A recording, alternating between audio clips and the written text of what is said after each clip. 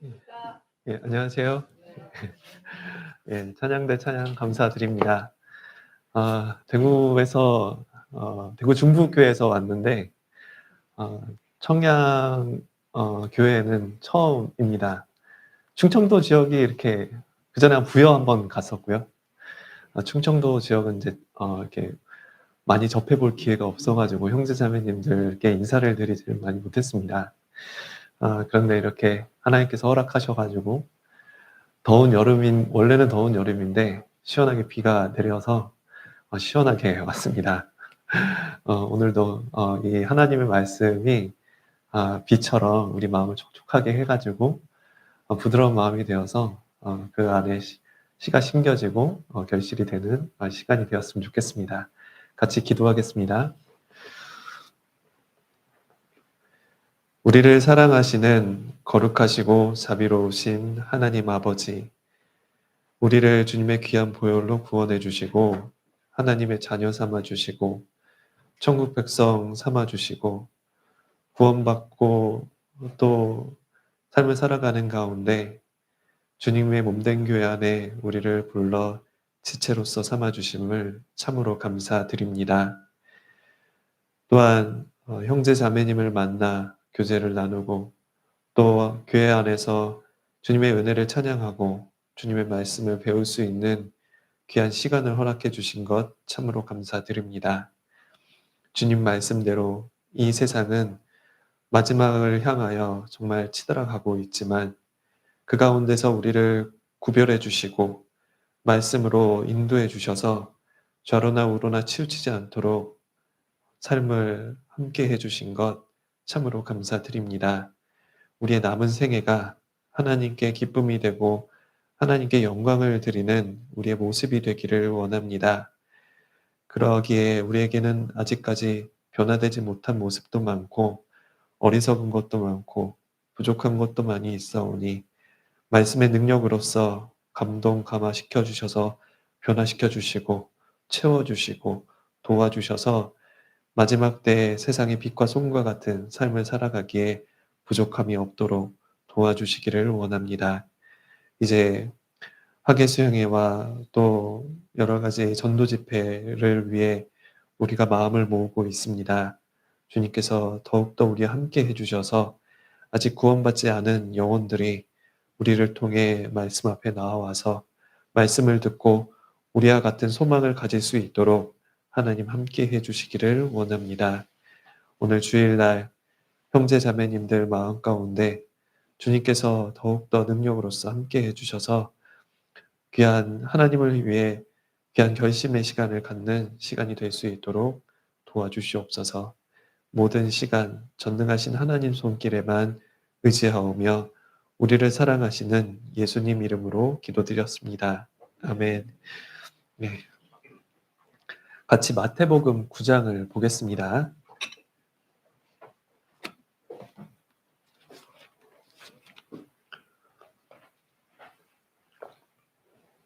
마태복음 9장 27절부터 29절까지 다 찾으셨으면 함께 읽도록 하겠습니다. 예수께서 거기서 떠나가실새 두 소경이 따라오며 소리질러 가로되 다윗의 자손이여 우리를 불쌍히 여기소서 하더니 예수께서 집에 들어가심에 소경들이 나아오거늘 예수께서 이르시되 내가 능히 이 일 할 줄을 믿느냐 대답하되 주여 그러하오이다 하니 이에 예수께서 저희 눈을 만지시며 가라사대 너희 믿음대로 되라 하신대. 예.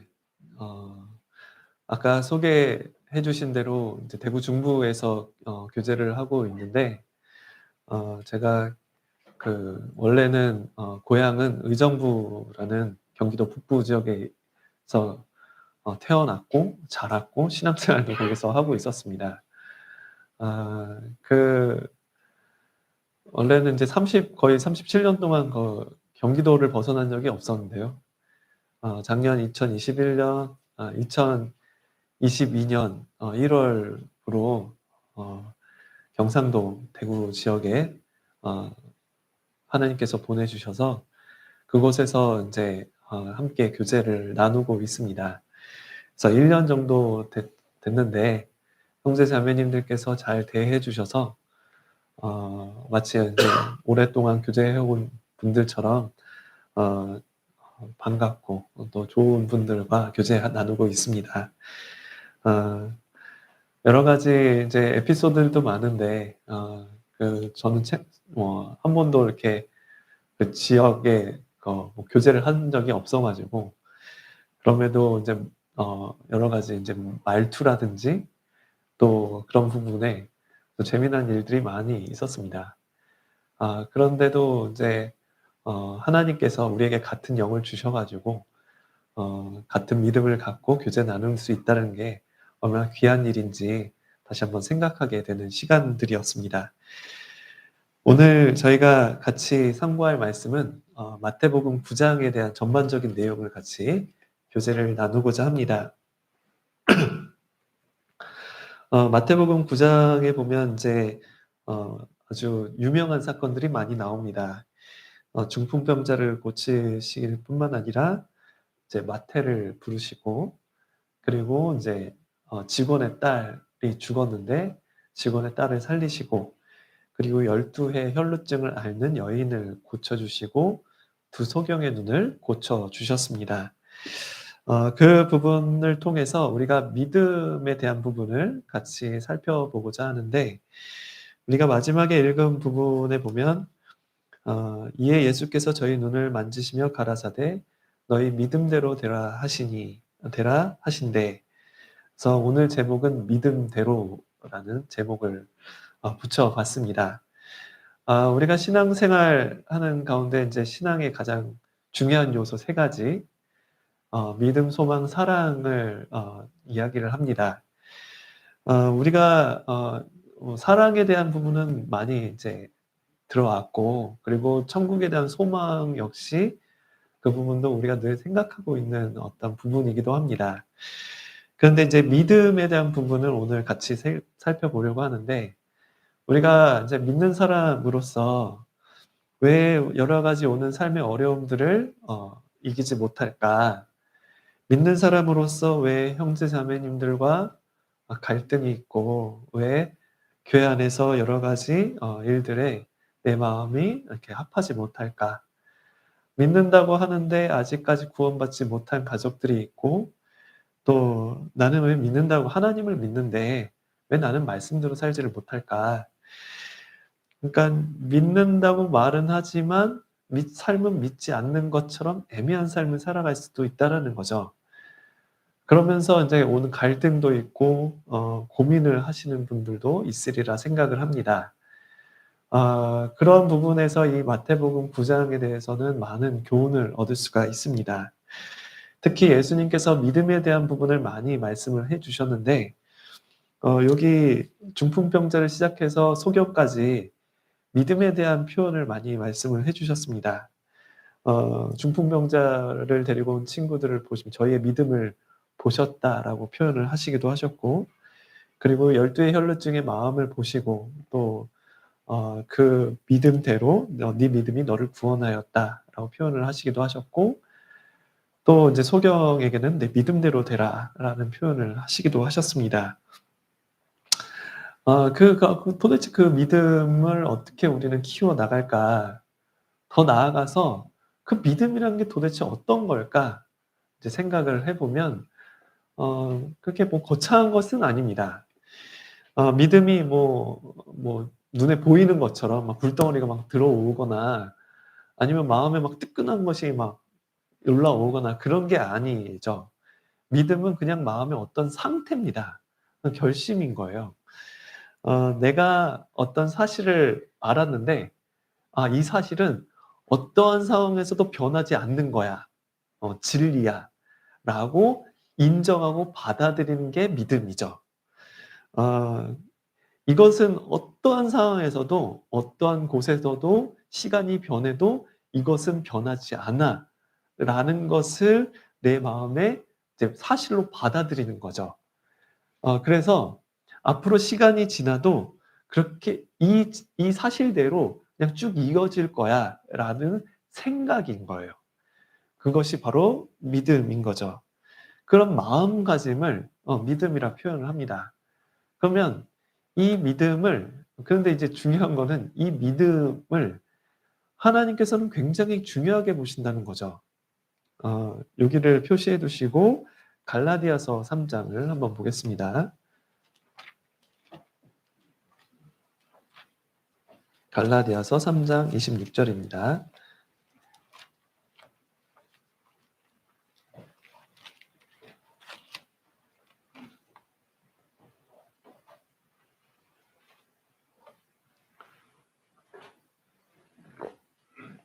예, 한 구절만 같이 읽겠습니다.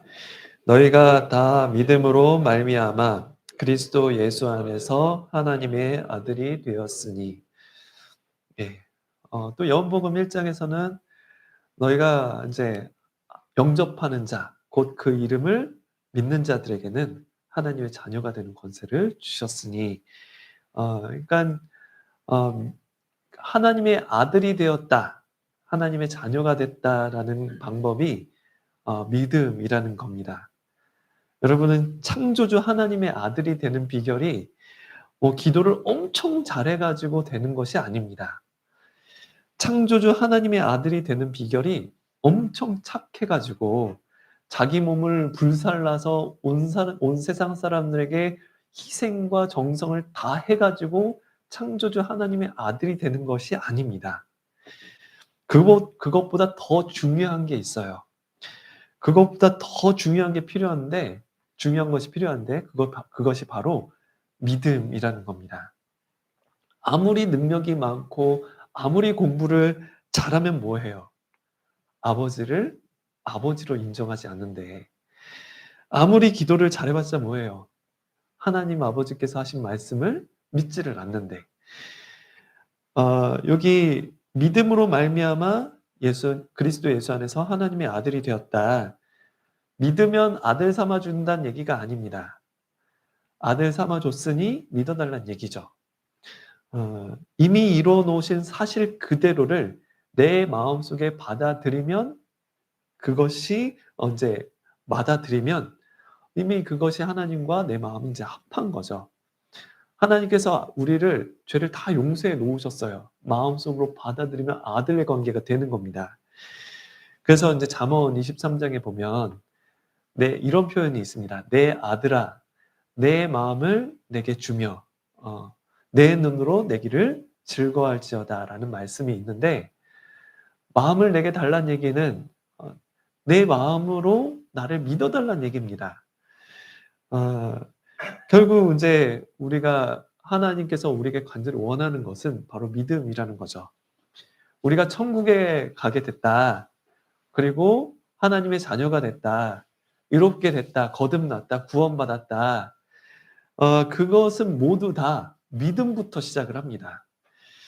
믿음이 있냐 없냐는 천국과 지옥 차이예요.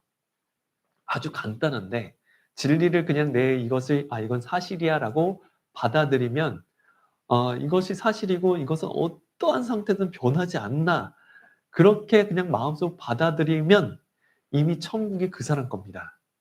근데 그것을 받아들이지 않아요. 그러면 그 사람이 지옥인 거죠. 그러니까 이제 믿음이 있냐 없냐는 차이가 천국과 지옥 차이인 겁니다. 엄청난 거죠. 우리가 이렇게 이 말씀을 진리로 받아들인 상태라고 한다면, 그것이 믿음이라고 한다면, 믿는 것은 어려운 건가요? 쉬운 건가요? 쉬운 거죠. 어려운 게 아닙니다. 말씀이 믿을 수 있도록 증거도 다 주셨어요.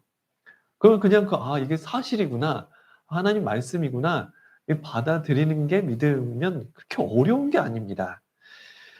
그래서 이게 어려운 게 아닌데 굉장히 쉬운 건데, 또 한편으로는 쉽지만 되게 중요한 거예요. 엄청 중요한 겁니다. 구원받지 못한 이유는 쉬운데 안 받아들이는 거예요. 쉽지만. 이것이 어려워서 못 받아들인 사람은 없습니다. 쉬운데 안 받아들이는 거죠. 마찬가지로 우리가 구원받은 우리가 신앙생활을 잘 못하는 이유는 쉬운데 이걸 중요하게 생각하지 않는 겁니다.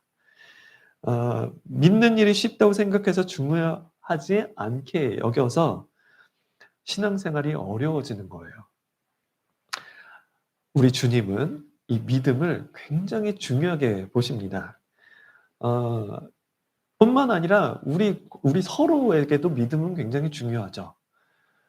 부부 사이에서 남편이 아내한테 제일 듣고 싶은 말 1 위가 뭔지 아십니까? 1 위가 그거래요. "아 역시 잘할 줄 알았어. 나는 당신을 믿었어. 당신을 믿어." 그게 "우리 남편 최고야." 그게 남편들이 듣고 싶은 말 1 위랍니다. 그러면 제일 듣고 싶지 않은 1 위가 뭔지 아십니까? 제일 듣고 싶지 않은 1 위. "그럼 그렇지." "그럼 그렇지." 아이고. 그게 제일 듣고 싶지 않은 말 1 위랍니다. 그러니까 거기에서도 믿음이 있는 거죠. 사랑의 관계가 유지되는 비결이 바로 믿음이에요. 어 주님을 계속 사랑하는 관계가 유지되는 비결도 믿음이라는 겁니다. 그러니까 믿음은 굉장히 중요한 거죠. 마태복음 9 장에서는 이 믿음의 그런 어떤 속성들이 나오는데 그 믿음의 속성들을 조금씩 살펴보면 이렇습니다. 마태복음 9장 2 절을 한번 보겠습니다. 9장 2 절입니다.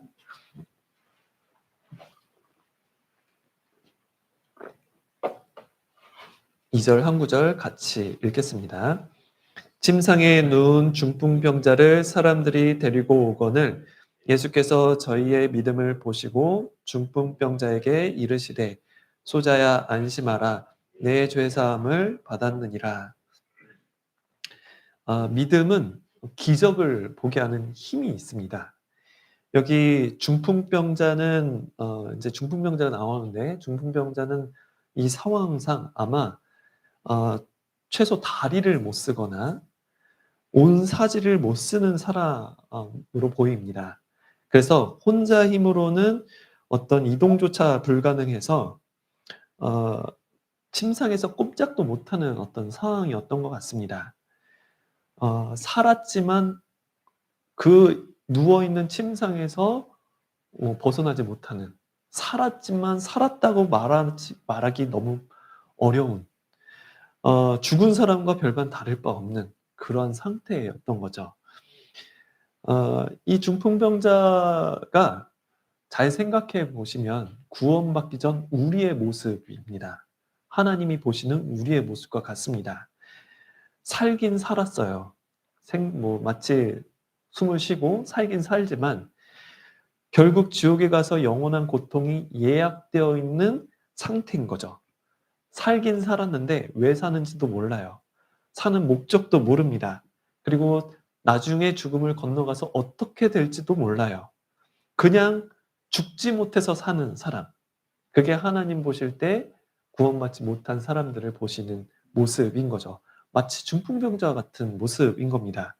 꿈도 없고 소망도 없어요. 그게 우리였습니다. 그런데 그 중풍병자와 중풍병자를 데리고 온 내 친구의 믿음을 보셨어요. 소문을 들었겠죠. 그랬더니 인제 그 친구와 중풍병자는 아마 믿음이 생겼을 겁니다. '아 저 예수님이라면 내 죄를 다 용서해 주실 수 있겠지. 저분이라면 내 친구의 병을 낫게 해 주실 수 있을 거야.' 그런 마음으로 예수님께 그 친구를 데려갔던 겁니다. 기적이 이 친구가, 그리고 나는 정말 이 상황에서 벗어날 수 없었는데 아무 꿈도 희망도 없었는데 '저 예수님이라면 내 상태를 바꿔 주실 수 있을 거야. 내 친구를 바꿔 주실 수 있을 거야.'라는 믿음이 생겼습니다. 기적을 꿈꾸게 되었죠. 그래서 이 중풍병자가 예수님께 이렇게 데리고 갔습니다. 이 사건뿐만 아니라 이 믿음을 가진 사람들이 예수님께 환자를 계속 데리고 오는데 18 절을 한번 보겠습니다. 18 절. 18절 한 구절도 같이 읽겠습니다. 예수께서 이 말씀을 하실 때에 한 직원이 와서 절하고 가로되 내 딸이 방장 죽었사오나 오셔서 그 몸에 손을 얹으소서 그러면 살겠나이다 하니 이제 또 한 다른 사건은 이제 한 직원의 딸 다른 성경에서는 이제 회당장 야이로라는 사람의 딸로 나옵니다. 그 딸이 죽었어요. 이제 당장 이제 방금 죽었습니다. 그래 가지고 그 회당장이 직원이 예수님께 와서 "예수님 제 딸이 죽었습니다. 그런데 오셔서 제 딸에게 손 한 번만 대 주십시오. 그러면 살 겁니다.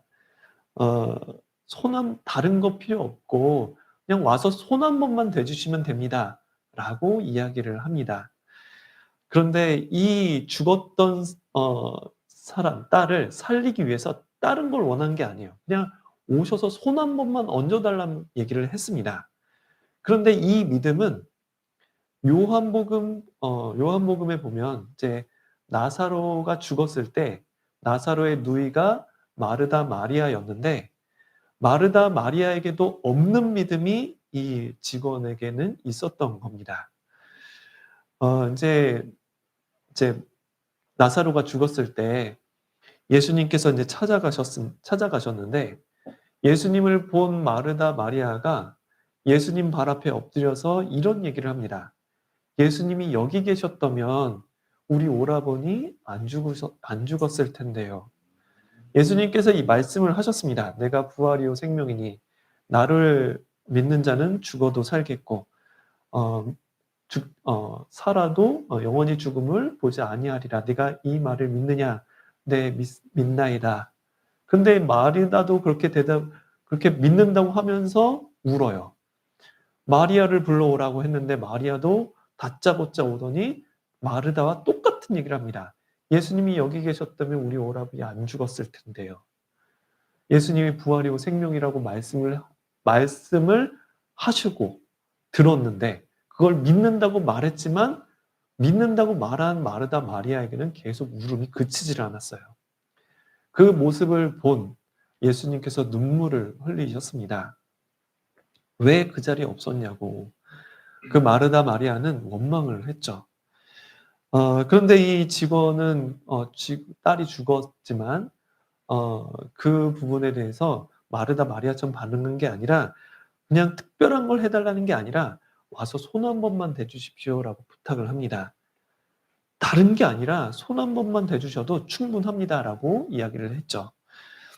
어 그래서 인제 예수님께서 찾아가셨죠. 그 과정에 그 집에 가려던 중에 한 여인이 또 등장을 합니다. 12 회를 혈루증을 앓는 여인이었어요. 혈루증이라고 하는 게 뭐냐면 여자의 어떤 인제 이렇게 산부인과 병이에요. 그러니까 피가 계속 줄줄줄 흐르는 겁니다. 그래서 혈루증을 앓는 여인이 예수님 뒤로 가 가지고 인제 옷을 만졌죠. 20 절입니다. 20 절 21절 같이 읽겠습니다. 12 회를 혈루증으로 앓는 여자가 예수의 뒤로 와서 그 겉옷가를 만지니 이는 제 마음에 그 겉옷만 만져도 구원을 받겠다 함이라. 혈루증이란 부분도 우리는 원래 이 혈루증 앓는 여인과 같았어요. 생명이 계속 빠져나가고 있죠. 인제 다 빠져나가면 인제 죽는 거예요. 망하는 겁니다. 언제 죽을지 몰라요. 이제 계속해서 영원한 생명이 없어서 그 시한부 인생을 살아가는 삶이 바로 우리였습니다. 그런데 그 혈루증 앓는 여인이 예수님을 찾아가서 마음에 믿은 겁니다. '겉옷만 만져도 되겠다.' 인제 이 직원처럼 "저한테 손 한 번만 얹어 주세요."라는 부탁을 하는 정도가 아니라 부탁할 용기도 없어서 "옷자락만이면 돼. 다른 게 없어. 친히 손을 얹어 주셔도 좋지만 그것까지도 바라지도 않지만 그분은 능력이 많으시니깐 내가 그 옷자락만 잡을 수만 있다면 충분하다." 어 그게 이 12 회의 혈루증을 앓는 여인의 믿음이었습니다. 마태복음 15 장에 보면 이제 수르보니게 여인이 나오는데 예수님께서 그 수르보니게 여인이 예수님을 만나서 자기 딸이 흉악히 귀신 들렸으니까 제 딸 좀 낫게 해 달라는 얘기를 합니다. 근데 아주 매몰차게 예수님께서 거절을 하시죠.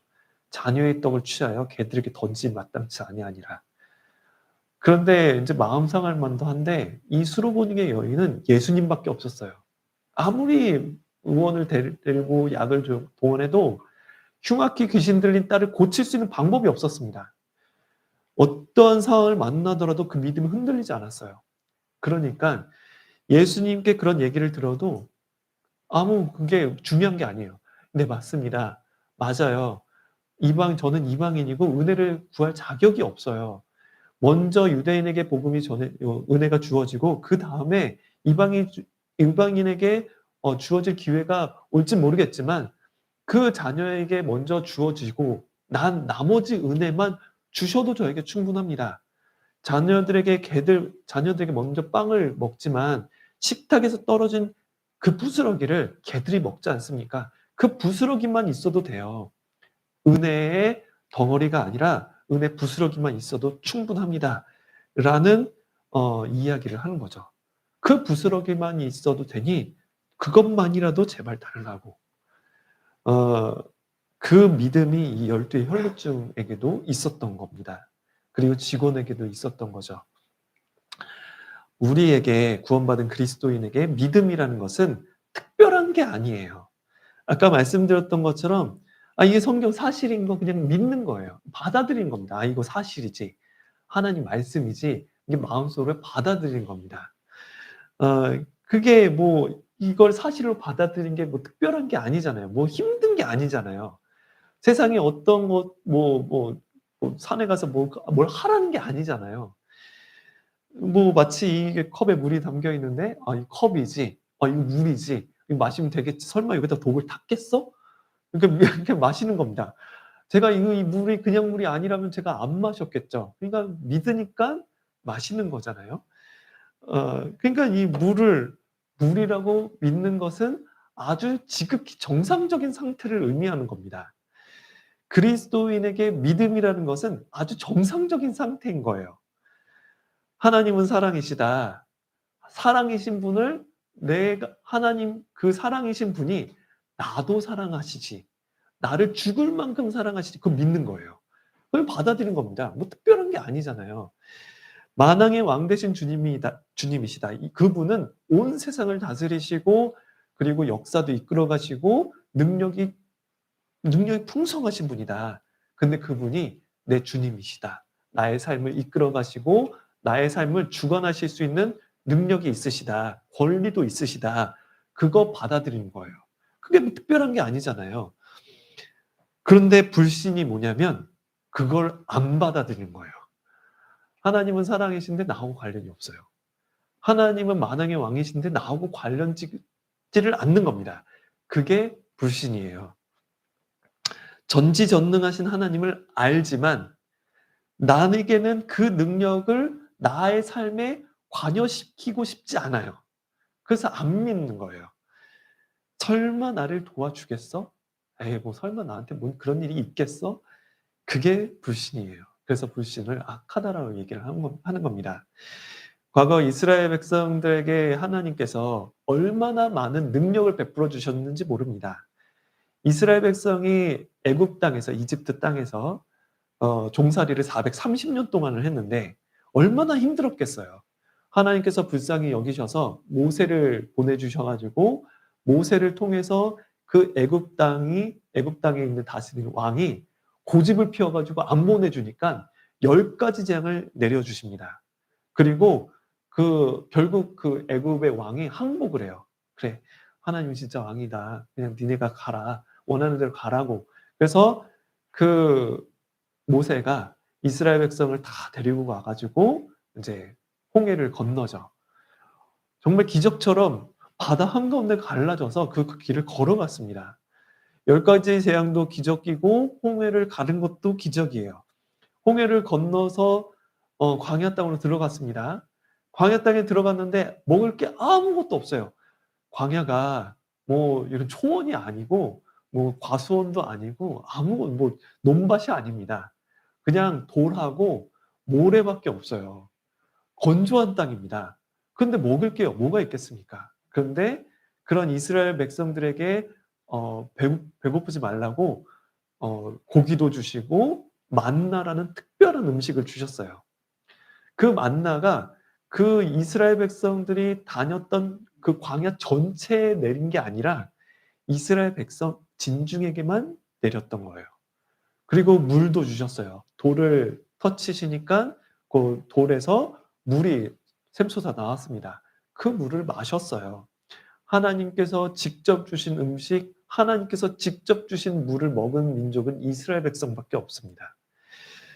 그런데 그 하나님께서 직접 만들어 주신 음식을 먹고 그러한 기적을 경험했음에도 불구하고 이스라엘 백성들이 하나님을 안 믿었어요.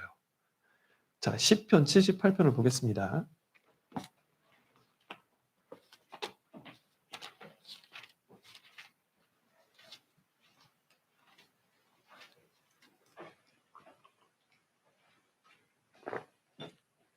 시편 78편 17절입니다.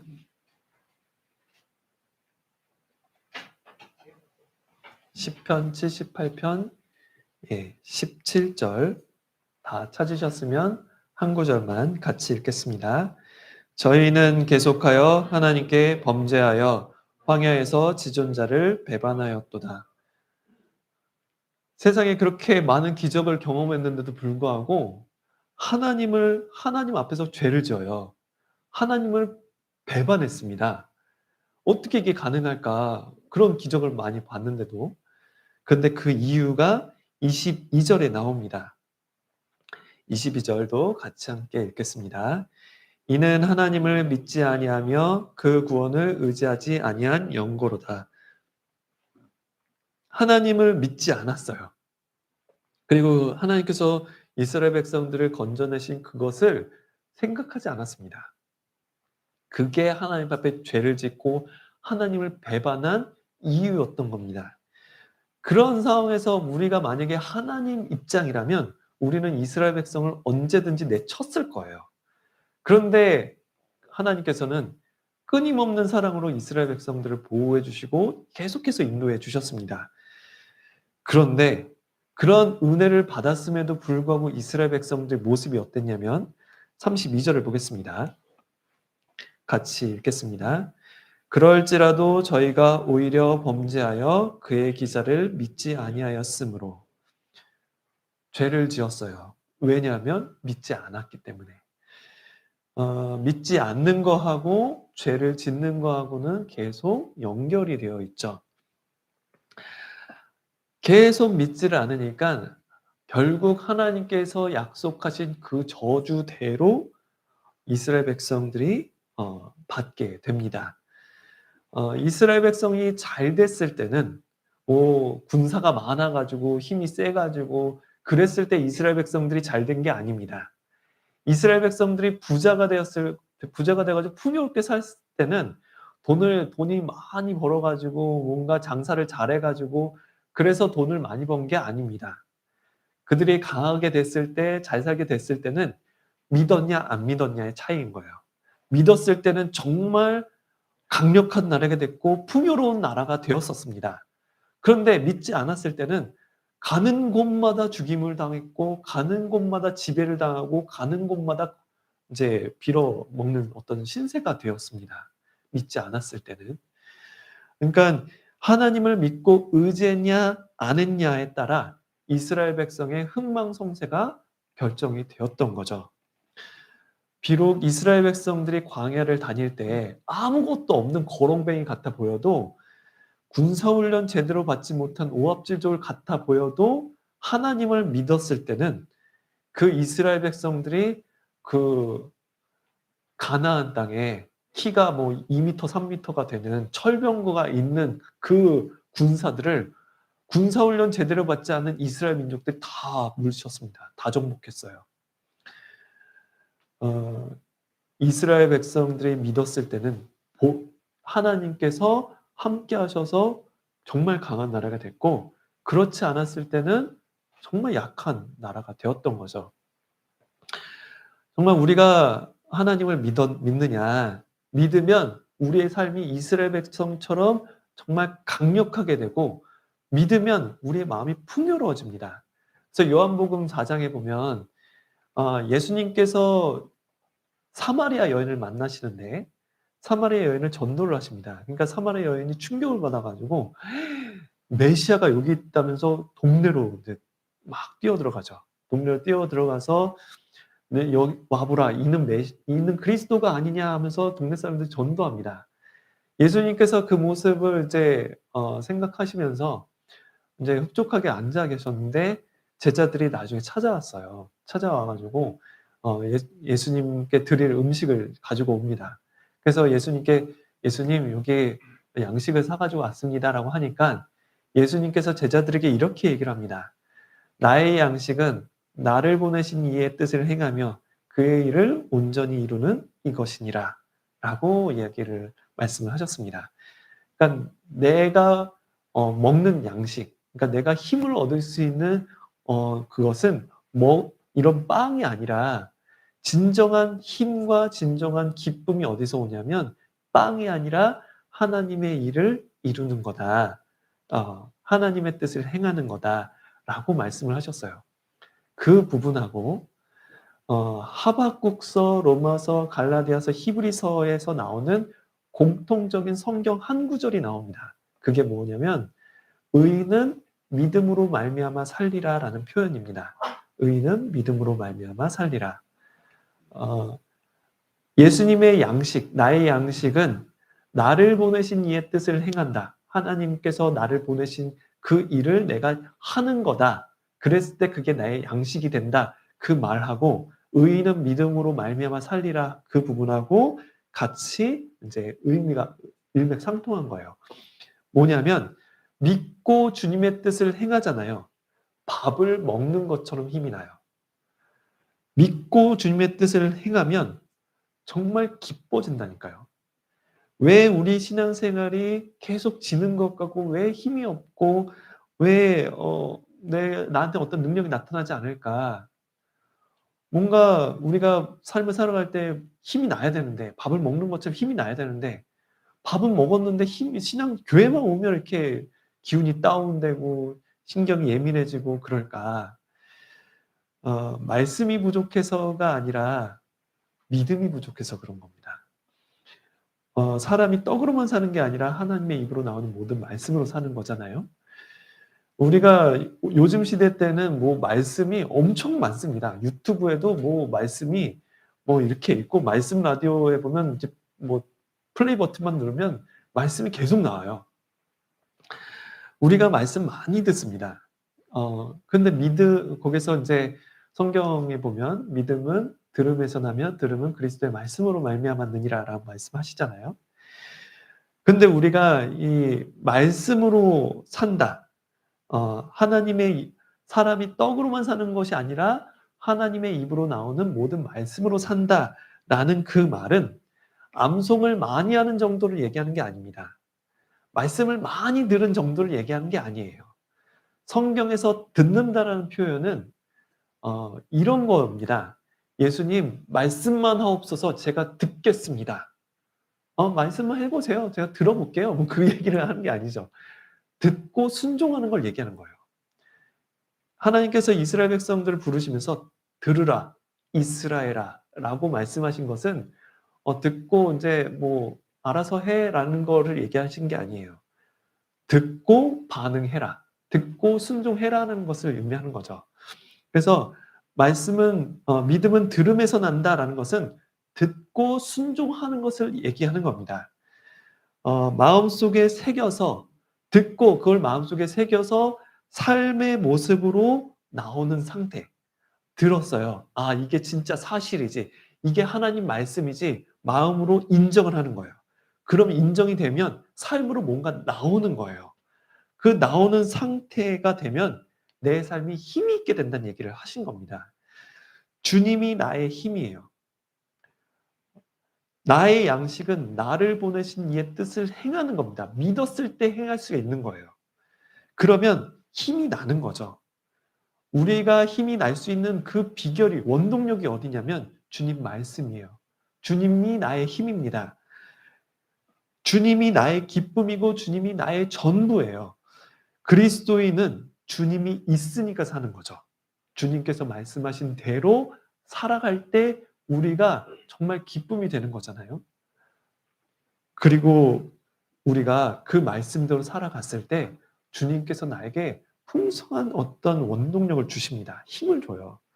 그러니까 그리스도인에게 그리스도를 빼면 인밖에 안 남는 거예요. 이해되시죠? 그리스도인에서 그리스도 빼면 뭐 남아요? 사람 인밖에 안 남아요. 사람밖에 안 남습니다. 아무것도 안 남아요. 그게 그리스도인에게 양식 그리스도를 빼면 주님을 빼면 아무것도 안 남습니다. 그러니까 우리에게 양식이 무엇이냐? 주님을 믿는 거예요. 주님 자체입니다. 주님을 우리 마음 가운데 믿는 겁니다. 우리에게 믿음은 굉장히 중요합니다. 믿음은 나를 살게 해요. 믿음은 나를 살게 할 뿐만 아니라 내 주변의 사람들을 살게 합니다. 아까 중풍병자를 누가 데리고 왔죠? 내 친구가 데리고 왔습니다. 직원의 딸이 죽었어요. 그 딸을 살리기 위해서 누가 왔습니까? 직원이 왔어요. 아버지가 왔어요. 그래서 직원의 딸을 살려주셨습니다. 중풍병자가 나을 수 있는 비결, 그리고 죽었던 딸이 살아날 수 있는 비결이 뭐였냐면 주변 사람들 도움이었어요. 주변 사람들 믿음 때문이었습니다. 우리에게 그런 어떤 능력이 필요하지 않겠습니까? 그럼 우리에게 그런 주님의 능력이 필요하지 않겠어요? 나를 살게 해주고 내 주변의 사람들을 살게 해주고 내 마음도 풍요로워지고 구원받지 않은 내 주변의 사람들을 구원받게 하는 그 능력이 필요하지 않겠습니까? 그 능력이 어디서 올까요? 믿는 거예요. 이 말씀 그대로 믿는 겁니다. 그럼 믿음을 우리가 기도해야 돼요. 믿음을 더하게 해달라고. 제가 부족한 믿음 저에게 더해달라고 간절하게 기도해야 합니다. 우리 마음이 정말 좁잖아요. 누가 나한테 뭐라고 하면 삐지잖아요. 상처받죠. 마음이 곤방상합니다. 그러면 이 내 안의 미움을 어떻게 할까요? 내 좁은 마음을 어떻게 해야 될까요? 아직 끊지 못한 죄에 있는데 그걸 어떻게 해결할까요? 나에게 정말 조그마한 기적, 한 톨 기적이라도 받아서 주님을 경험한다면 내 삶이 완전히 바뀔 수 있다는 것을 믿는다면 그 믿음을 기도해야 되지 않겠습니까? 우리에겐 주님이 필요하죠. 정말 주님이 필요합니다. 다른 것 없어도 돼요. 채소만 먹어도 정말 주님과 함께하면 마음이 천국이에요. 그렇지 않겠습니까? 비록 반찬이 풍성하지 않아요. 그런데 막 가족끼리 주님을 막 얘기하고 주님과 함께 누렸던 기쁨을 서로 얘기해요. 다 구원을 받아가지고. 그러면 그 가정 자체가 천국이에요. 주님이 함께 하니까. 그런데 집에 가면 의리의리한 집에 스테이크만 먹어요. 근데 아무도 구원을 못 받았어요. 한 사람이 구원을 못 받아가지고 늘 하는 얘기가 세상에 빠져가지고 근심을 안겨줍니다. 먹는데 기쁨이 없어요. 뿐만 아니라 내가 아무리 육신적으로 잘 산다 하더라도 내 마음에 주님이 없으면 그게 지옥이에요. 천국은 요한계시록에 보면 요한계시록 21장에 보면 내가 그들과 함께한다라는 표현을 계속 말씀하세요. 내가 그들과 함께하며 그들과 함께하며 그들과 함께하며 천국은 하나님과 함께하는 곳입니다. 반면에 지옥은 하나님의 얼굴도 안 보여요. 그게 지옥입니다. 우리 삶 가운데 우리 마음에 하나님이 없어요. 하나님이 안 보입니다. 그러면 마음이 굉장히 불편해져요. 그 마음을 우리가 바꿔야 되지 않겠습니까? 여전히 하나님을 모르는 가족들에게 그 마음을 바꿔야 되지 않겠어요? 그러면 주님께 간절히 바라야 될 겁니다. 내가 내 마음이 바뀌었던 것처럼 그 사람들에게도 주님이 제발 역사해 달라고 기도를 해야 되겠죠. 여러분 각자가 구원을 받았습니다. 그리고 구원을 받아서 이렇게 함께 말씀 가운데 오셨어요. 기쁨 가운데 오셨습니다. 그런데 이것이 내가 잘해서가 아니에요. 청양 지역에 교회가 있기 때문에 우리가 말씀 앞에 더 수월하게 올 수 있었던 거죠. 그것은 하나님의 은혜입니다. 그렇다면 내가 구원을 받는 것도 기적이고 내가 이렇게 말씀 앞에 나와서 교제할 수 있는 것도 기적으로 여긴다면 다른 사람 구원받게 하고 다른 사람 교제 붙이는 것도 기적이라 여기게 될 거예요. 그런데 불신자는 기적을 기적처럼 못 봅니다. 그냥 뭐 당연하다고 생각을 하게 되겠죠. 기적을 기적이라고 여길 수 있는 마음이 믿음이에요. 기적을 기적처럼 바라볼 수 있는 힘이 믿음인 겁니다. 어, 예전에 어떤 예화가 있는데 캐나다에 조그마한 시골 마을에 조그마한 교회가 있었대요. 거기에 이제 많은 이제 사람들이 그나마 동네 사람들이 모여가지고 이제 신앙생활을 하고 있었는데 어느 날 시간이 지나서 세속적인 것들이 들어오면서 그 조그마한 마을에 나이트클럽이 생긴 겁니다. 그랬더니 생전 그런 문물을 접하지 못했던 젊은 청년들이 밤마다 그곳을 가는 거예요, 나이트를. 그랬더니 이제 어른들이 동네에 모여가지고 이게 우리 청년들이 다 물들겠구나. 아니, 타락하겠구나. 그래서 밤마다 교회에 모여서 저 나이트클럽 망하게 해달라고 기도를 했답니다. 저 나이트클럽 좀 망하게 해달라고. 통성 기도를 하면서 기도를 했대요.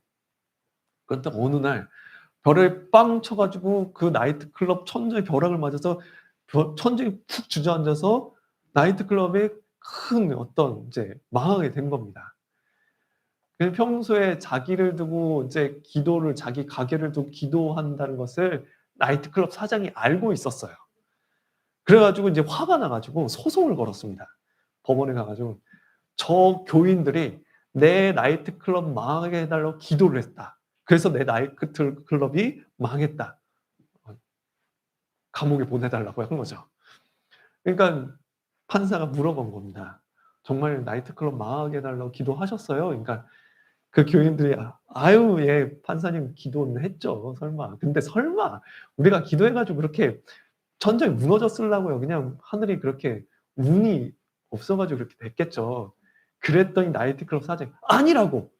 기도해가지고 그렇게 된 거라고. 여러분 누가 믿음이 있는 거예요? 누가 믿음이 있는 거예요? 나이트클럽 사장의 믿음이 있는 거죠. 예, 믿음이라는 것은 기적을 볼 수 있는 힘이에요. 데살로니가 전서 1장 3절입니다.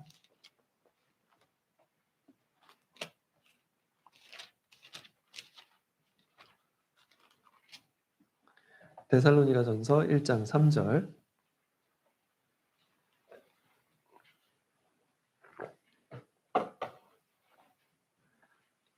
신약성경 329페이지 데살로니가 전서 1장 3절은 같이 읽겠습니다.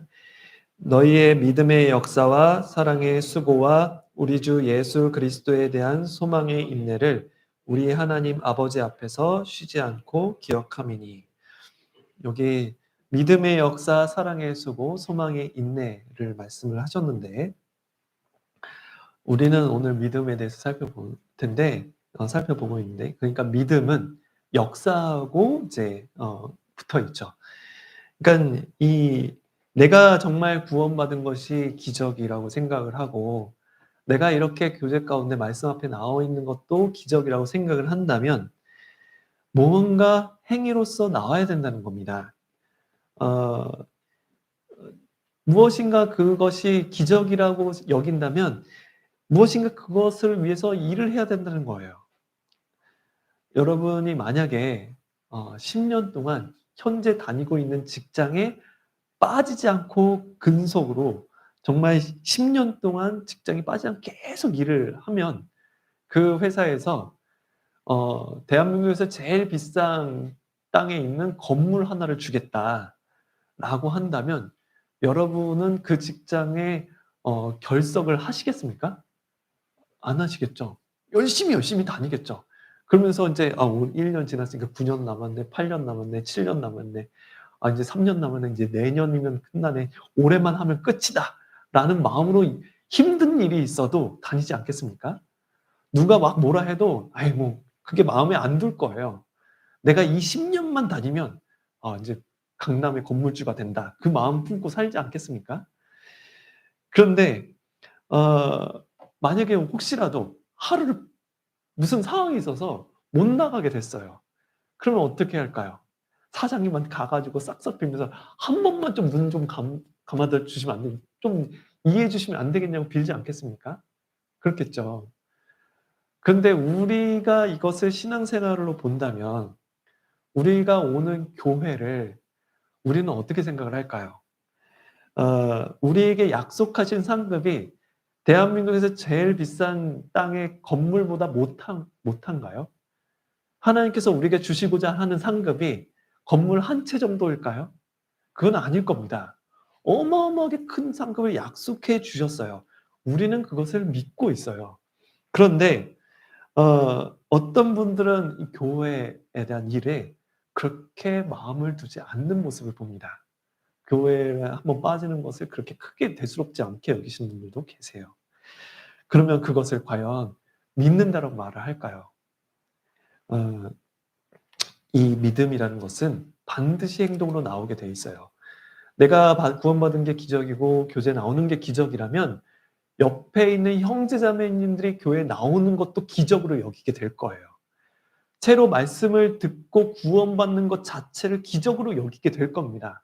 그 기적 같은 일에 내가 함께하는 그 모습으로 나타나게 될 겁니다.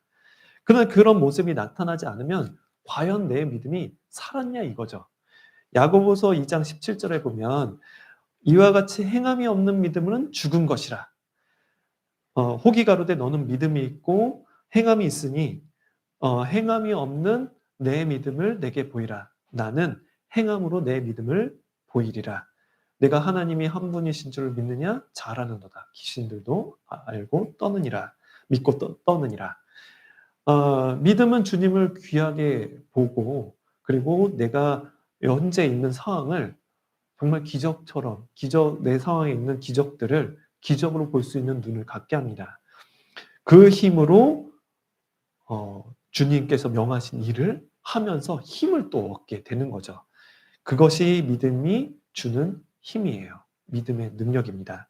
그리고 믿음은 아까 진리를 마음속에 인정하는 것이라고 말씀드렸잖아요. 그리고 믿음은 내 마음에 결단하는 힘을 줍니다. 다시 마태복음 9장을 한번 보겠습니다.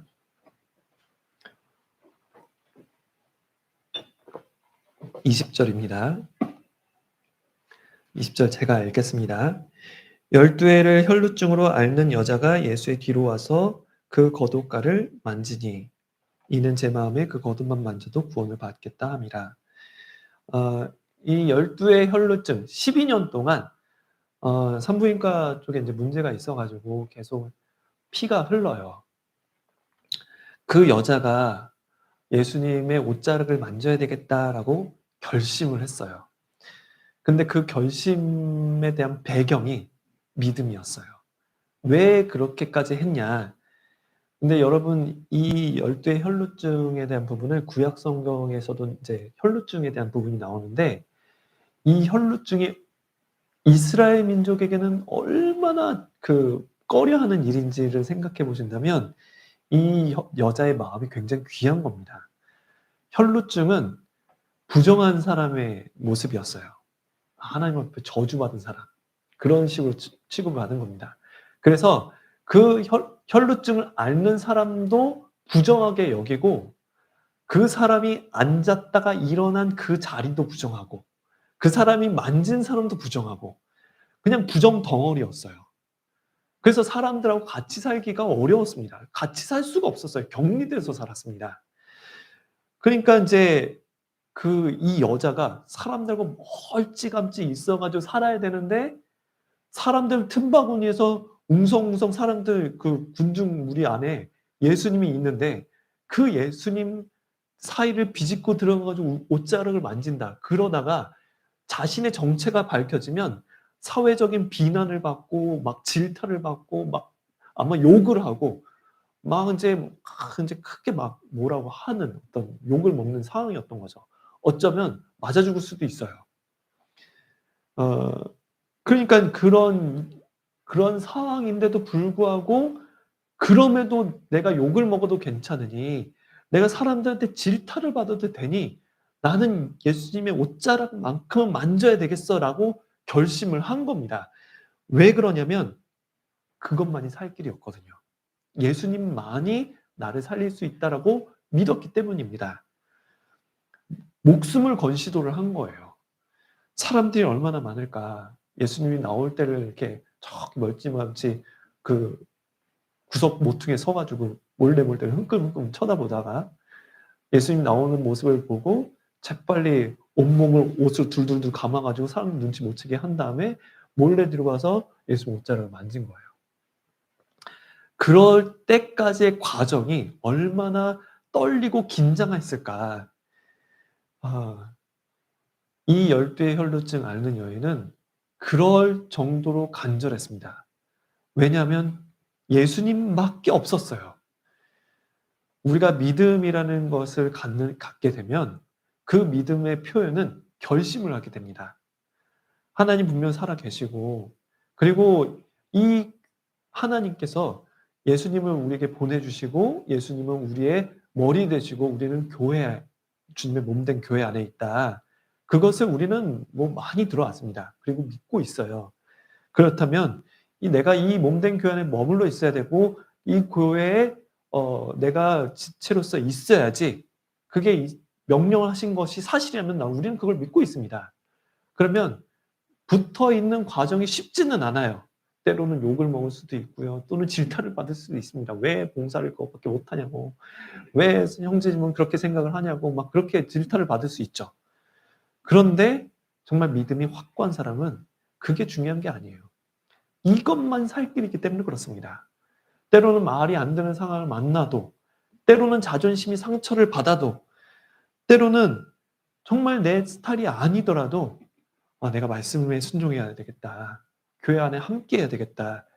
그런 결심이 흔들리지 않습니다. 그게 믿는 사람의 모습이죠. 신앙생활을 정말 행복하게 할 수 있는 사람이 누구냐면 현재의 상태를 하나님께서 주신 상태로 받는 사람이 가장 행복하게 신앙생활을 할 수 있습니다. 부족한 부분이 있겠죠.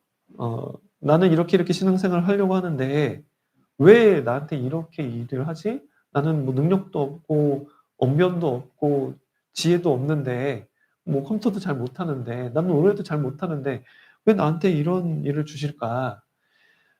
부족한 부분이 다 있겠죠. 저는 봉사 맡기지 마세요. 저는 뭐 신앙생활도 제대로 못하고 아직 구원받지 못한 사람도 있고요. 저는 구원받은 연수도 짧고요. 아직 제 상황이 봉사를 할 수 있는 여력이 아니에요.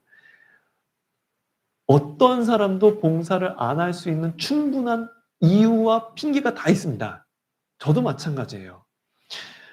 우리는 다 부족하죠. 다 이유가 있어요. 그런데 우리가 그것 때문에 신앙생활 안 하는 건 아니지 않습니까? 우리에게는 이유보다 더 큰 이유가 있어요. 신앙생활 안 해야 되는 이유보다 하나님께서 받은 그 사랑과 은혜를 우리는 믿어요. 그리고 하나님께서 함께 하신다는 약속도 우리는 믿습니다. 우리 마음부터 바꿔야 되지 않겠습니까? 믿는 사람은 마음부터 바꾸는 거예요. 그게 그리스도인의 태도입니다.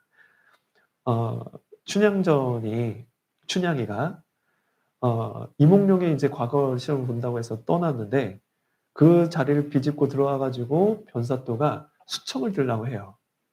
그런데 그 변사또가 이제 뭐 여러 가지 제안을 하고 협박을 하기도 하지만 그 춘향이는 그 마음을 굽히질 않습니다. 이몽룡을 향한 마음을 굽히질 않아요. 감옥에 갇혀도 고통을 받아도 고문을 당해도 마음을 굽히지 않습니다. 그게 믿음이에요. 그게 정조고 그게 지족이죠. 왜 우리에게 이런 상황을 주셨을까? 하나님께서 뭔가 이유가 있는 겁니다. 마태복음 9장에 왜 이 여인에게 12년 동안 혈루증을 앓게 하셨을까? 이유가 있는 거죠. 왜 그렇게 중풍병자를 앓게 하셨을까? 이유가 있습니다. 하나님께서 이 여인에게 12년 동안 정말 사람들한테 무시받고 부정한 취급을 받게끔 하는 그런 병을 주신 것이 그렇다고 해서 하나님이 악하신 분이 아니에요. 중풍병자를 앓게 하셨는데 그렇다고 해서 하나님이 악하신 분이 아닙니다. 무언가 이유가 있겠죠. 무언가 뜻이 있을 겁니다. 근데 그 뜻을 우리가 모를 뿐이에요. 성경에 보면 욥기라는 성경이 있죠. 욥기. 근데 욥이라는 사람은 동방에서 제일 큰 부자였습니다. 그리고 10자녀가 있었습니다. 하루아침에 10자녀가 다 죽었어요. 하루아침에 재산이 다 없어졌습니다. 그래서 하루아침에 건강했던 몸에 그런 악창이 나가지고 이제 고름이 막 흐르는 그런 병이 들렸습니다. 그래서 무너진 집터에 앉아가지고 그 납작한 돌을 취해가지고 고름을 득득 긁고 있는 상황이었어요. 하루아침에 잘 살던 상황이 완전히 바뀌어버린 거죠.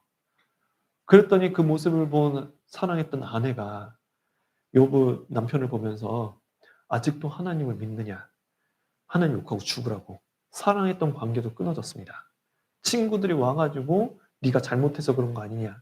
계속 이야기에 핀잔을 줘요. 욥은 사랑했던 자녀도 다 죽었고 사랑했던 아내 관계도 끊어졌고 친구들도 자기를 비난해요. 그리고 가지고 있었던 재산도 다 없어졌습니다. 하루아침에 쫄딱 망했어요. 그럼에도 불구하고 욥은 입으로 원망하지 않았어요. 욥의 고백이 1장에서 나오는데 주신 자도 하나님이요 취하신 자도 하나님이요 오직 여호와께서 영광을 받으시지어다. 그게 욥의 고백이었습니다. 하나님을 향한 신실함에 있어서는 의심하지 않았어요. 조금씩 이런 게 아니라 자기가 실수해서 이런 게 아니라 그냥 이유 없이 그냥 다 잃어버렸습니다. 욥은 의심하지 않았어요. 하나님은 단정코 불의를 행하지 않으신다. 하나님은 악을 행하지 않으신다. 하나님께서 인자하시고 선하신데 그 선하심과 인자하심은 영원하시다. 불변하시다.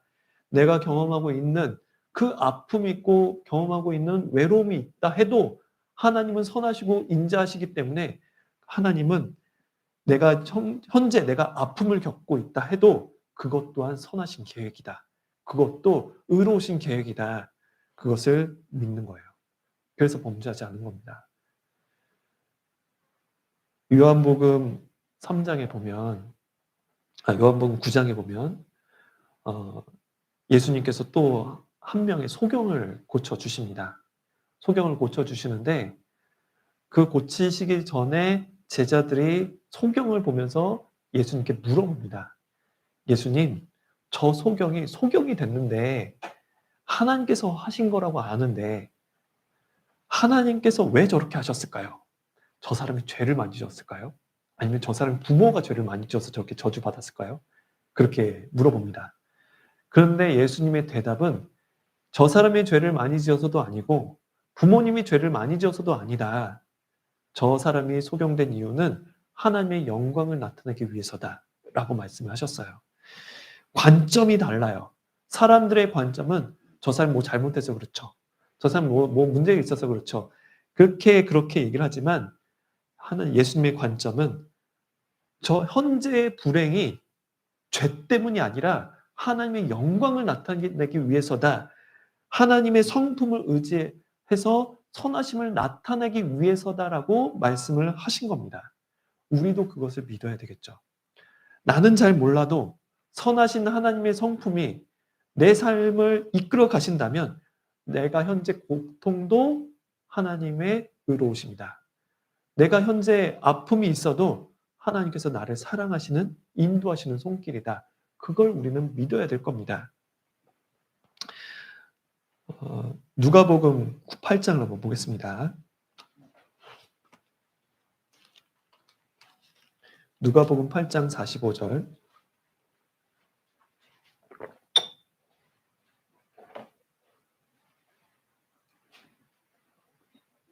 45절부터 48절.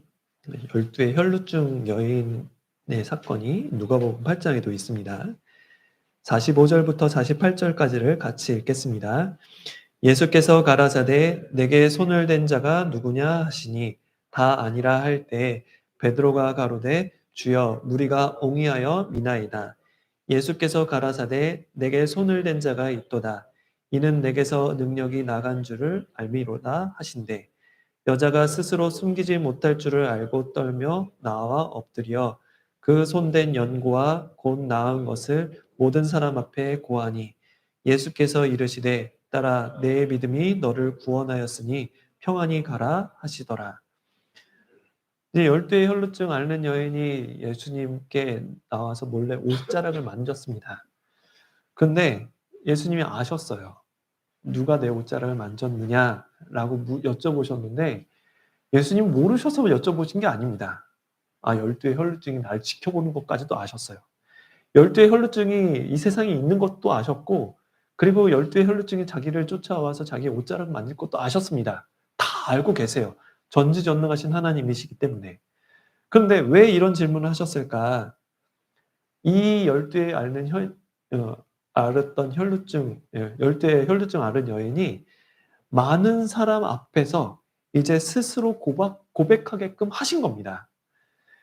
그러면 이제 혈루증 앓는 여인이 이제 자기 정체가 밝혀지게 되고 사람들에게 손가락질을 받게 될 텐데 어쩌면 굉장히 위험에 빠질 수도 있을 텐데 왜 이렇게 대놓고 물어보셨지? 왜냐하면 이제 나았거든요. 완전히 깨끗하게 나았기 때문에 더 이상 숨길 필요가 없어요. 그러니 숨지 말고 당당하고 떳떳하게 살라고 많은 사람 앞에서 드러내신 겁니다. 깨끗하게 되었다고 공식적으로 인정하셨고 영혼의 구원까지 약속해 주셨어요. 그것이 예수님의 믿음을 결심으로 표현한 열두의 혈루증의 삶의 결론인 거죠. 또 믿음은 이 기적을 보게 하고 내 마음의 결심이 표현이 믿음이고 이 믿음은 하나님과 나와의 관계의 가장 중요한 요소입니다. 다시 마태복음 28장 29절입니다.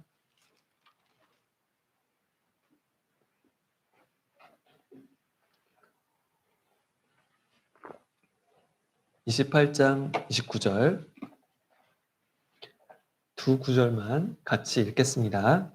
예수께서 집에 들어가심에 소경들이 나아오거늘 예수께서 이르시되 내가 능히 이 일할 줄을 믿느냐 대답하되 주여 그러하오이다 하니 29절 같이 읽겠습니다. 이에 예수께서 저희 눈을 만지시며 가라사대 너희 믿음대로 되라 하신대. 예. 이제 소경을 고치신 장면이 나오는데 소경들은 예수님을 알았어요. 다윗 다윗의 자손이여 다윗의 자손이여 우리를 불쌍히 여기옵소서라고 할 만큼 예수님을 메시아로 인정을 했습니다. 근데 예수님께서 그 소경들을 만나시면서 또 이해하지 못할 질문을 하셨습니다. 어 "내가 능히 이 일할 줄을 믿느냐? 주여 우리 눈을 고쳐 주옵소서." 인제 "우리를 불쌍히 여겨 주세요."라고 이제 소경들이 왔죠. 소경들이 원하는 건 보는 겁니다. 그러니까 그 마음을 아셔서 예수님께서 "내가 능히 이 일할 줄을 믿느냐?" 이렇게 물어보셨죠.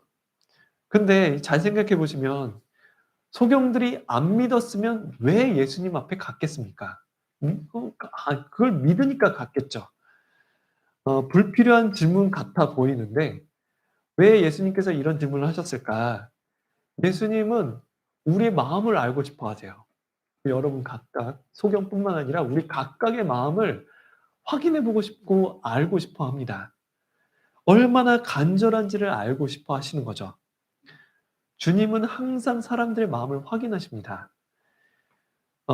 우리의 간절한 바를 이루어 주시는 조건이 바로 믿음이에요.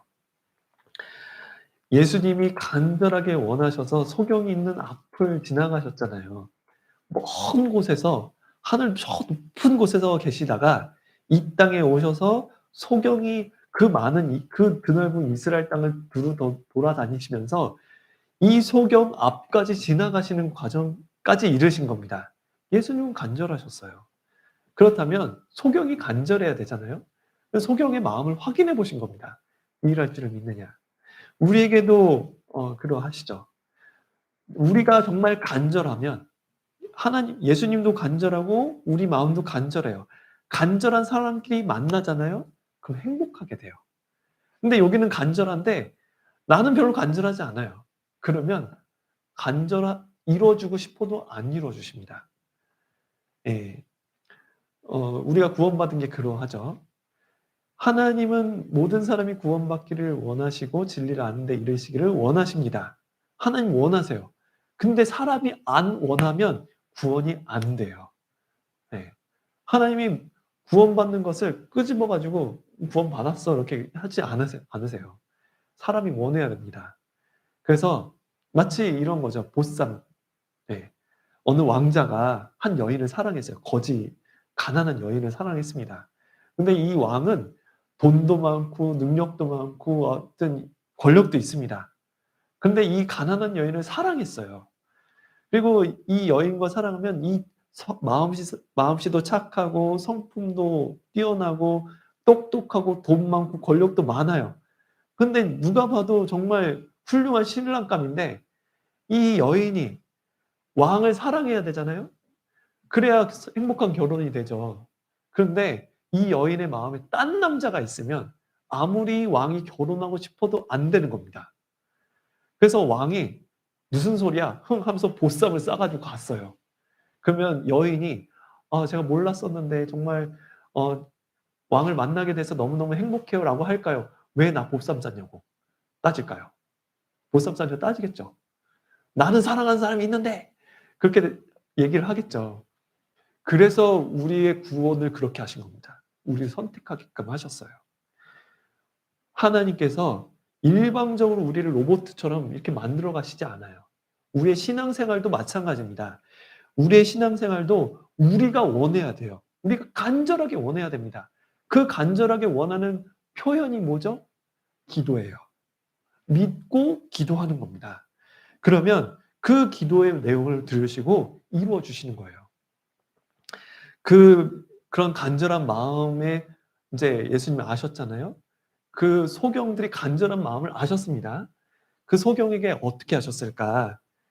29 절을 보시면 이에 예수께서 저희 눈을 만지시며 가라사대 예수님께서 소경의 눈을 만져 주셨어요, 특별히. 만져 주셨다는 것은 직접적인 관계를 의미합니다. 어 우리가 구원을 받고 올바른 관계를 맺는 것도 믿음이에요. 소경이 믿었으니까 예수님께서 만져 주셔서 눈이 낫게 됐습니다. 믿음만이 관계를 맺을 수가 있는 겁니다. 믿음만이 모든 신령한 은혜의 축복을 받을 수 있는 통로가 바로 믿음이에요. 그래서 히브리서 11장에 보면 믿음에 대한 내용이 쭉 나옵니다. 역대 구약에 있는 믿음의 선진들에 대한 내용이 쭉 나와요. 1 11 히브리서 11장 1 절에는 믿음의 정의가 나오고 쭉 믿음에 대한 내용이 나오는데 그중에 6 절에 보시면 이 믿음이 있을 때 어떠한지 믿음이 없으면 기쁘시게 못하나니. 정말 우리가 주님을 기쁘시게 하고 싶고 정말 주님의 영광을 위해서 살고 싶다면 믿음은 조건이 필수예요. 믿지 않으면 주님을 기쁘시게 할 수가 없습니다. 우리가 마음 가운데 주님을 믿는 믿음이 확실해야만 주님을 기쁘시게 할 수가 있어요. 그게 우리의 삶의 목적이라면 믿음은 우리 삶의 가장 중요한 요소라고 말할 수 있습니다. 믿음과 하나님과의 관계는 연결되어 있어요.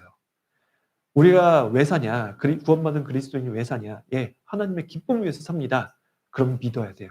확실하게 믿어야 됩니다. 주님께서 나에게 큰 기쁨을 주셨으니 저도 주님을 위해서 정말 주님께 기쁨을 드리면서 살고 싶습니다. 그럼 믿어야 돼요. 믿음은 필수입니다. 반대로 믿지 않으면 주님께 기쁨도 드리지 못하고 오히려 주님이 마음에 안 들어요. 그래서 주님을 원망합니다. 주님을 욕할 수도 있어요. 마태복음 9장 3절을 한번 보겠습니다. 9장 3절. 한 구절 같이 읽겠습니다. 어떤 서기관들이 속으로 이르되 이 사람이 참남하도다. 네. 이제 중풍병자를 보시면서 이제 어, 소자야 내 제사함을 받았느니라라고 말씀을 하셨는데 그걸 본 서기관이라는 사람들이 그 서기관들은 믿음이 없었습니다. 그러니까 예수님에 대해서 참남하다라고 표현을 하죠. 이 참남이 건방지다예요. 건방지게. 그겁니다. 그러니까 굉장히 충격적인 거죠. 이제 피조물이 창조주한테 건방지다 표현을 한 거예요. 그러니까 믿음이 없으니까 창조주도 눈에 안 보이는 거예요. 우리도 그렇습니다. 우리가 하나님이 교회에 대해서 역사를 하시고 교회 머리가 되신다는 것을 믿음이 분명하지 않으면 불편해져요. 그러면서 이 사람들의 말처럼 똑같이 표현할 수 있어요. 임원이면 다야. 뭐 봉사하시면 다 하나? 꼭 그렇게 해야 돼? 맨날 집회하고 맨날 모임하고 왜 그러는 거야? 하나님에 대해서 불신도 하고 하나님도 안 보여요. 그 말에 하나님 단어 자체가 없습니다. 그러니까 이제 불평하고 원망이 그 말이 계속 나옵니다. 믿음이 없으면. 그러다가 이제 계속 그런 마음이 있으면 결국 하는 말이 뭐냐면 나 교회 안 가. 이제 그런 얘기를 하게 되죠. 교회를 가는 것이 마치 다른 사람에게 큰 어떤 혜택을 주는 것처럼. 근데 교회를 가는 건 온전히 자기 때문에 가는 겁니다. 하나님의 손길을 못 보게 되는 거죠. 그 사람이 신앙생활만 불행하게 하는 게 아닙니다. 삶의 모든 것이 다 불평이에요. 이것도 없고 저것도 없고 하나님 이것도 안 줬고 왜 하나님 교회 다녀봤자 아무것도 없네 그렇게 이제 하고 기도 자체도 간절하지도 않을 뿐만 아니라 형식적으로 되고 아예 기도 자체를 안 할 수도 있어요. 그 관계가 어떻게 좋은 관계라고 말할 수 있겠습니까? 이 사람이 참남하도다. 믿음이 없으니 건방지다 이거죠. 참남하다. 불편하다 이겁니다. 믿지 않으면 주님에 대해서도 불평하게 되고 주님이 세운 일꾼에 대해서도 불평하게 되고 교회 자체도 불편할 수 있는 거예요. 자기가 뭔데? 그런 얘기를 할 수 있는 거죠. 그래서 믿지 않는다라는 것은 아까 히브리서 11장 3절에 믿지 않는 악심을 품지 마라. 악한 마음이라 했습니다. 믿지 않는 건 악한 마음이라고 말씀하신 거예요. 이 믿음에 대해서 우리가 정말 하나님과의 나와의 관계를 확실하게 잘 정리할 필요가 있는 거죠. 그리고 이 믿음은 주님께서 우리에게 주시는 복의 정도예요. 29절을 한번 보겠습니다.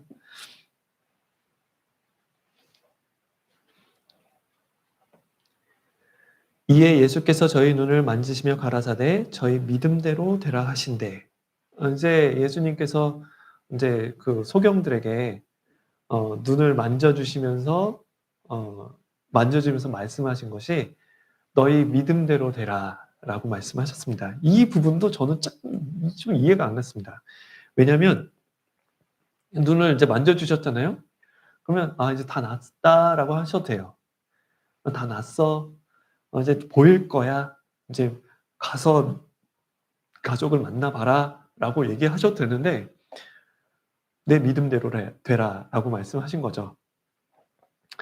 그런데 하나님의 능력은 무한합니다. 전지전능하신 분이에요. 근데 그 능력을 끌어다 쓰는 사람이 누구냐면 믿는 사람인 거죠. 그러니까 내가 얼마나 믿느냐에 따라 하나님의 능력을 얼마나 받을 수 있느냐가 결정이 되는 겁니다. 너희 믿음대로 되라. 만약에 소경이 볼 수만 있었으면 좋겠다. 그냥 흐리흐리 하더라도 좀 볼 수만 있었으면 좋겠다. 그 정도를 믿었어요. 예수님께서 그냥 내 눈 그 정도까지만 보여주시면 되지 않을까? 그 정도밖에 안 믿었어요. 그러면 보이긴 보이는데 안경 쓸 정도밖에 안 보이는 거죠. 그런데 예전처럼 잘 보일 수 있을 정도였으면 좋겠다. 그 정도를 믿었다면 그 정도가 됐을 거예요. 그런데 만약에 이 소경이 예수님이라면 내가 만약에 지금 뭐 예전 잘 못 봤지만 독수리처럼 막 시력이 10.0, 20.0 됐으면 좋겠다. 예수님은 그럴 수 있겠지. 그러면 그렇게 보이는 거예요. 믿음대로 되는 겁니다. 어 그러니까 내 삶의 복은 누가 정하는 거예요? 하나님이 정하는 겁니까? 내가 정하는 겁니까? 내가 정하는 거예요. 내 믿음이 정하는 겁니다. 소경이 눈이 밝아졌어요. 구원받은 그리스도인의 삶의 눈이, 영혼의 눈이 밝아졌습니다. 그전에 보지 못한 것들이 보여요. 하나님이 보이고 천국이 보이고 지옥이 보입니다. 신령한 것들이 보이죠. 그래서 복음을 전하고 영혼 건지는 일에 우리가 함께하면 주님께서 기뻐하시고 도와주시는 거죠. 그리고 영혼의 눈이 더 밝아져요. 내가 더 원한다고, 내 지경이 더 넓어지기를 원한다고, 그러면 더 넓어지는 겁니다. 그러면 그 사람이 그 지경을 차지할 수 있게 되는 거죠. 우리는 더 많은 것을 볼 수 있는 가능성이 있어요. 우리가 얼마나 믿느냐에 따라. 내 삶의 복은 내 믿음대로 받게 될 겁니다. 그래서 이 믿음이라는 게 참 신기한 거죠. 이 믿음이라는 게 얼마나 신기하냐면 우리가 구원받은 이후에 우리의 죄성이 없어진 게 아니잖아요. 죄로 따지자면 여전히 우리의 마음은 만물보다 거짓되고 심히 부패합니다. 그런데 우리의 마음이 주 예수 그리스도에 대한 믿음이 있어요. 그 믿음을 갖고 예수님께서 내 죄를 영원히 용서해 주셨다는 믿음이 더해지면 우리 그 마음을, 만물보다 거짓되고 심히 부패한 그 마음을 하나님께서 완전히 새로운 마음을 보시는 겁니다. 우리가 변한 것 같지는 않아 보여도. 새로운 피조물을 봐주시고 그 새로운 마음을 주님께 다시 드리기를 원하신다는 거죠. 구원받기 전에 교회를 다니셨던 분도 계실 거예요. 여기 중에는. 구원받기 전에 이제 찬송가도 부릅니다. 여러 가지 은혜 당신은 사랑받기 위해 태어난 사람도 있고, 캐롤송도 있고, 불었을 거예요. 그런데 그 구원받기 전에는 하나님과 상관없는 노래였죠. 그런데 구원받고 예수님에 대한 믿음이 더해졌어요. 그러면 상관없었던 노래가 믿음이 더해지니까 이제 그 노래를 내 입의 열매로 봐주시는 거예요. 믿음이 있냐 없냐가 그렇게 다릅니다. 내 마음을 바꿀 수 있는 것이 믿음이에요. 내가 살 수 있는 근본적인 원동력이 믿음입니다. 여러분 이제 기도하실 때 아멘 하잖아요. 아멘. 맨 마지막에 아멘 하잖아요. 그 아멘이 믿는다라는 그 말에서부터 시작이 된 거예요. 아무나라는 에무나라는 단어가 있는데 그게 믿다라는 단어가 됐고 그 에무나가 점점 다른 단어 변화가 돼서 아멘이란 단어가 된 거예요. 그래서 아멘이란 뜻이 네, 그렇게 되기를 믿습니다. 네, 그렇게 되기를 원합니다. 그게 진실이에요. 진실로 그렇게 되기를, 그 믿음대로 되기를 원합니다. 그런 뜻이 아멘이에요. 여러분 정말 하나님이 살아계시고 그리고 하나님이 전지전능하시고 그 하나님께서 예수님으로 오셔서 내 죄 영원히 용서해 주셨다는 것을 믿습니까? 믿습니까? 믿으세요? 안 믿으신 것 같은데. 믿으십니까? 예, 대답이 이렇게. 예. 이제 다른 데를 가면 아멘 그러시는데 우린 그걸 믿습니다. 믿는다면 행동으로 나와야 돼요. 그래서 믿음이 히브리서 11장 한번 보겠습니다. 히브리서 11장 1절입니다.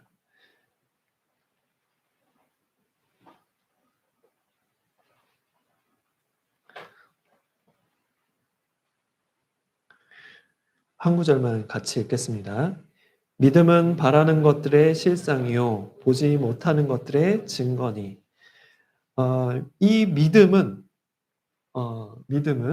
바라는 것들의 실상이다. 보이지 못하는 것들의 증거다라고 말씀하셨는데 우리가 믿으면 반드시 행동으로 나와야 된다고 말씀을 드렸습니다. 바라는 것은 우리가 소망하는 게 있어요. 여러분 정말 기대하고 바라는 게 있잖아요. 그중에 대표적인 게 뭐예요? 잘 먹고 잘 사는 거예요? 아니면 천국입니까? 천국을 원하잖아요. 천국에 소망이 있잖아요. 그 소망이 있으면 실제 모습대로 살아가야 된다 얘기예요. 천국을 가진 사람처럼 실제 모습, 실제 천국이 있는 것처럼 실제 삶으로 나타나야 된다는 얘기입니다. 여러분이 음식점에 갔습니다. 중국집에 가가지고 짜장면을 시켰어요. 짜장면을 주문하고 나서 여러분들이 하는 게 뭡니까? 짜장면이 과연 나올까 안 나올까? 의심합니까? 아니잖아요. 앞에 우선 젓가락을 펴요. 그리고 단무지에다 식초를 뿌립니다. 그죠? 그리고 이제 냅킨을 준비해요. 짜장면이 나올 걸 믿기 때문에. 그죠? 그 실상이에요, 그게. 천국이 정말 있으면 천국을 준비하는 삶이 나와야 된다는 얘기입니다. 소망하고 관련이 되어 있어요. 믿음하고 소망하고는 관련이 되어 있고 믿음하고는 사랑하고 관련이 되어 있는 겁니다. 그러니까 믿음이 없으면 사랑이 불가능하고 소망도 불가능해요. 그래서 베드로서 1장에 보면 믿음이 가장 기본이에요. 믿음이 없이는 아무것도 안 됩니다. 그리고 보이지 못하는 것들의 증거입니다. 하나님이 지금 당장은 눈에 안 보이죠. 천국이 눈에는 안 보여요. 지옥은 눈에 안 보입니다. 그런데 그것이 진짜 있으니까 증거해 보이는 것이 믿음이에요. 다 행동이잖아요. 믿음의 역사, 그것도 행동이고 의인은 믿음으로 말미암아 살리라. 믿음으로 말미암아 산다는 것은 믿음으로 인해서 그렇게 실제 삶을 통해서 정말 힘을 얻고 삶을 살아간다. 정말 하나님께서 말씀하신 대로 들으면서 그 마음에 순종함으로 살아간다. 결국 믿음은 순종하고도 연결되어 있는 거예요. 의인은 순종으로 말미암아 산다. 그 의미입니다. 다 행동이잖아요. 순종도 행동이고 역사도 행동이고 바라는 것들 실상 보지 못하는 것 증거 다 행동입니다. 그러니까 믿음과 행동, 행함이 없으면 그 믿음은 죽은 것이라. 그것도 야고보서에도 행함이 말씀되어 있습니다.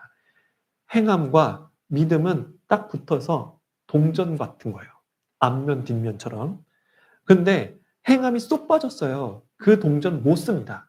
그건 아무 짝에도 쓸모없는 거예요. 그런데 붙어 있어야 되는 거예요. 우리에게 믿음은 행함은 반드시 실천으로 나와야 되는 거죠. 우리에게 그 믿음은 삶의 원동력이고 힘입니다. 이 믿음이 없으면 우리는 못 살아요. 아무것도 못, 우리에게 믿음은 필수예요. 그래서 주님께서 믿음을 명령까지 하셨어요. 주 예수를 믿으라.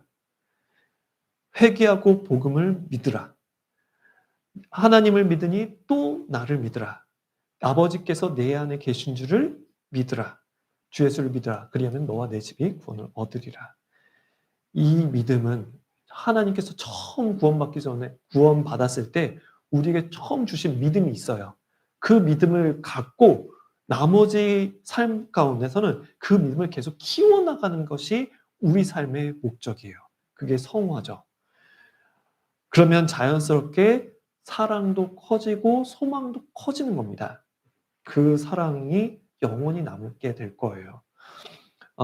서로 사랑하며 전도하는 청량교회 슬로건이 있으시던 것 같은데 정말 우리가 사랑할 수 있는 비결 그리고 우리가 정말 담대하게 복음을 전할 수 있는 비결이 뭐냐면 우리 안에 먼저 믿음이 확실해야 돼요. 이 말씀이 없이는 절대 아무것도 안 된다고. 내가 교회 안에서 딱 붙어 있어야지 주님이 이 교회 안에 계시니까 내가 딱 붙어 있어야 되겠다. 이 교회 안에 주님 반드시 역사하신다. 그것을 확고하게 믿는 거예요. 그리고 우리 임원들을 통해서 하나님이 역사하신다. 그걸 믿는 겁니다. 그랬을 때 우리를 통해서 하나님께서 역사를 하시는 거예요. 우리의 믿음을 어떻게 자라게 할까? 아까 말씀드렸던 것처럼 믿음은 들음에서 나요. 듣는다는 것은 순종을 의미합니다. 구원받은 믿음도 들음에서 나왔고 구원받은 이후의 믿음도 들음에서 나는 거예요. 들음으로써 주님을 신뢰하기는 마음이 커지고 들음으로써 주님을 향한 믿음이 자랄 수 있는 겁니다. 우리가 서로 기도하고 그리고 형제 자매님들과 같이 교제하는 가운데 주님께서 어떻게 역사하시는지 한번 잘 살펴보시면 좋을 것 같습니다. 믿음하고 순종 연결되어 있어요. 믿음하고 행동 뗄 수 없는 겁니다. 우리에게 먼저 믿음을 주셨으니까 그 믿음대로 순종을 하면은 그 믿음도 역시 성장하게 되어 있어요. 믿음대로 순종을 하면 또 그 믿음이 커지고 그 믿음으로 더 크게 순종을 할 수 있는 거죠. 그러니까 의인이 믿음으로 말미암아 살 수 있는 겁니다. 내가 이해가 안 돼도 내가 마음에 안 들어도 주님 말씀하셨으니 따라가야 되겠다. 그러면 그 모습이 하나님께서 기뻐하시는 거죠. 그 기뻐하신다고 해서 믿음대로 따라갔는데 항상 좋은 일만 생기는 것은 또 아니에요. 하나님께서 어려운 일을 주실 수도 있어요. 왜냐하면 더 성장하라고, 어려움 극복해서 더 단단해지라고 어려움 주실 수도 있습니다. 그것을 그 하나님의 섭리를 믿고 하나님이 선하신 분이라는 것을 늘 마음속에 믿고 따라가 주셨으면 좋겠습니다. 어, 마지막으로 예화 하나 말씀을 드릴 텐데 김첨지라는 사람이 있었어요. 근데 그 자기 집에서 노비 2명을 데리고 있었습니다. 근데 그 노비 2명이 이제 어느 날까지만 이제 일을 하고 이제 나머지는 이제 이후로는 자유의 몸으로 풀어주겠다 약속을 했습니다. 그래서 이제 시간이 지나서 이제 당장 이제 내일 아침이면 이제 노비를 풀어주는 그 날이 온 거예요. 그래서 김첨지가 와가지고 그 노비 둘한테 이렇게 얘기를 했습니다. 이제 내일이면 이제 자유의 몸이 될 텐데 그동안 너무너무 수고 많았다. 이게 너무 고마워서 자네들 덕분에 우리 집안에 재산이 많이 불어났다. 그래서 너무 고마운데 한 가지 부탁만 더 했으면 좋겠다. 한 가지 부탁이 내일 아침까지 새끼줄을 가늘고 길게 좀 뽑아줬으면 좋겠다라고 얘기를 했습니다. 그래서 알겠다라고 이제 물러갔습니다. 근데 노비 한 명은 입이 대빨 나왔어요. 가는 마당까지 시키냐고. 어떻게 이런 아주 가는 날까지 이렇게 등골을 쪽쪽 뽑아 먹는지 아주 못된 주인이라고 이제 불평을 했습니다. 근데 한 노비는 뭘 그렇게 그러냐고. 저 주인님처럼 우리 주인처럼 이렇게 인자하신 분이 어디냐고. 언제 가는 이제 마지막 우리가 자유의 몸도 풀어 주셨고 우리 지금까지 이렇게 잘 대접해 주셨는데 뭘 그런 마음을 갖냐고.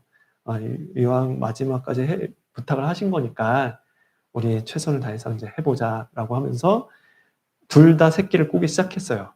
근데 입이 대빨 나온 그 노비는 대충 꼬아가지고 짧고 굵게. 그런데 그마저도 얼기설기 해가지고 금방 끊어지는 이제 몰라 하면서 잤습니다. 근데 한 노비는 밤을 새서 가늘고 길게 뽑았어요. 아주 튼튼하게. 아침이 됐습니다. 이제 오늘이 마지막인데 정말 수고가 많아서 고마운 마음을 어떻게 표현할지 몰라서 한 가지 선물을 준비했네 하면서 저기 광을 열어주시게 하면서 광을 딱 열어보니까 엽전들이 깨어있지 않은 엽전들이 수북하게 쌓여있는 겁니다. 자, 밤새 준비해온 그 새끼줄로 엽전 마음껏 깨가지고 마음껏 가져가게 깬 만큼 가져갈 수 있도록 해놓네 하면서 이렇게 주신 거예요. 그러니까 가늘고 길게 준비한 사람은 엽전을 주렁주렁 해가지고 가져갔는데 굵고 짧게 꼰 그 노비는 몇 개 꼽지도 못하고 그마저도 무게 못 이겨서 끊어지고 몇 개 못 가져갔다는 얘기가 있습니다. 우리가 교회 안에서 순종하는 것이 그러합니다. 우리가 믿음대로 수고할 수 있고 믿음대로 기적을 경험할 수 있고 그것이 언젠가 우리의 큰 상급으로 올 것을 우리는 믿잖아요. 그래서 교회 안에서 주님이 역사하실 것을 더욱더 믿으시고 순종하면서 더욱더 또 이 청양 지역에 복음을 전하시는 형제자매들이 되시기를 바라고 믿겠습니다. 그럼 기도하고 마치겠습니다. 하나님 감사합니다. 오늘 이렇게 말씀으로 같이 하나님의 마음과 우리의 믿음을 되돌아볼 수 있는 기회를 허락해 주신 것 감사드립니다. 하나님께서 더욱더 역사해 주셔서 이 청양 지역의 청양교회를 통해서 복음의 역사가 나타나고 또 우리 안에 사랑이 더욱더 풍성하고 더욱더 수고하고 헌신하는 가운데 하나님께 기쁨을 드리고 영광을 드리는 우리들이 될 수 있도록 도와주시기를 간절히 기도드립니다. 이후에 모든 시간도 온전히 하나님께만 의지합니다. 하나님 함께 해주시고 또 축복해 주옵소서. 우리를 구원해 주신 예수님 이름으로 기도드렸습니다. 아멘. 예.